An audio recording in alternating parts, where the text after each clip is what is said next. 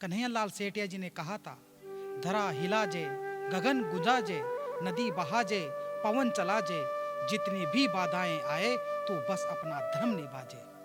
राजस्थान की धरती पर यह धर्म सदियों से अगर किसी ने निभाया है तो वह हमारी अरावली। ये सिर्फ पत्थरों का ढेर नहीं, ये राजपूताना की ढाल है। लेकिन आज ये ढाल टूट रही है। हाल ही में एक चर्चा ने और जोर पकड़ा है। सुप्रीम कोर्ट के संदर्भ में एक मुद्दा सामने आया है कि क्या 100 मीटर से कम ऊंचाई वाले पहाड़ों को पहाड़ माना जाएगा या नहीं। अगर उन्हें पहाड़ नहीं माना गया तो अरावली का क्या होगा? क्या राजस्थान रेगिस्तान बन जाएगा?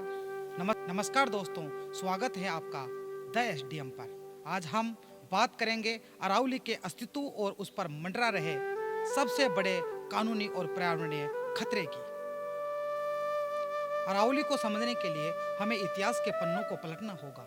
भूगर्भ शास्त्र के अनुसार अरावली हिमालय से भी करोड़ों साल पुरानी है। जब हिमालय का जन्म भी नहीं हुआ था तब अरावली सीने तान खड़ी थी। ये दुनिया की सबसे प्राचीन पर्वत श्रृंखलाओं में से एक है।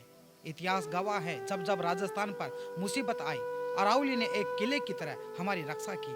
चाहे वो हल्दी घाटी का युद्ध में महाराणा प्रताप को शरण देना हो या फिर राजस्थान के अभेद्य किलों में अपनी चोटियों को संभालना हो, अरावली ने मुगलों से लेकर अंग्रेजों तक हर आक्रमण के खिलाफ वीरों के साथ दिया। लेकिन अफसोस है, जो अरावली तोपों और तलवारों से नहीं हारी वो आज कंक्रीट और माइनिंग से हार रही है।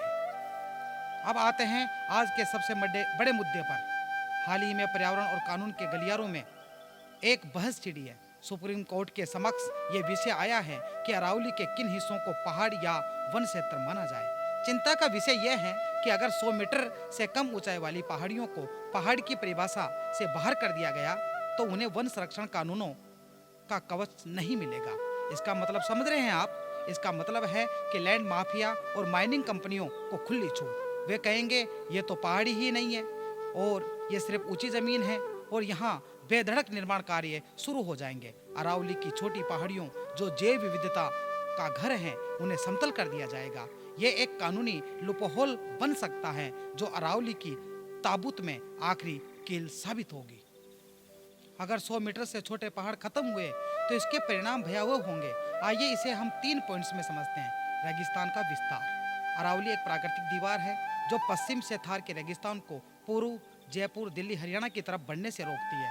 अरावली में दरार पड़ने का मतलब है रेत की आंधियों का सीधा आपके शहर में घुसना। वह दिन दूर नहीं जब दिल्ली और जयपुर भी रेगिस्तान का हिस्सा बन जाएंगे। दूसरा पॉइंट है पानी का संकट।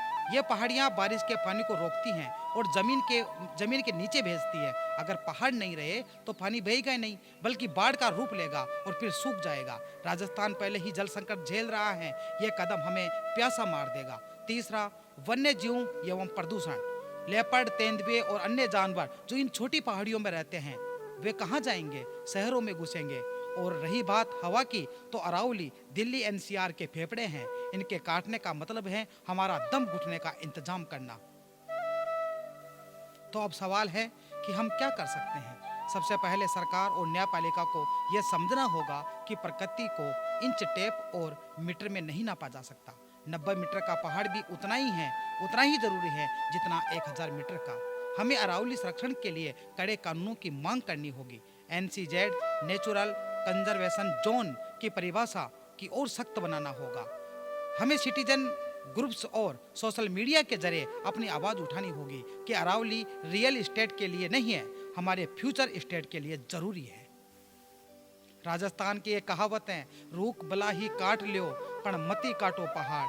चाहे पेड़ काट लो, वैसे वो भी गलत है, लेकिन पहाड़ मत काटो क्योंकि पहाड़ दोबारा नहीं उगते। अरावली बचेगी तो हम बचेंगे। ये लड़ाई सिर्फ पर्यावरणविदों की नहीं है, हम सबकी है। आप इस बारे में क्या सोचते हैं? क्या विकास के नाम पर विनाश सही है? कमेंट करके हमें जरूर बताइएगा। अगर आपको ये वीडियो जानकारीपूर्ण लगा हो तो इसे शेयर जरूर करें ताकि अरावली की आवाज़ दूर तक जाए। जय हिंद, जय राजस्थान।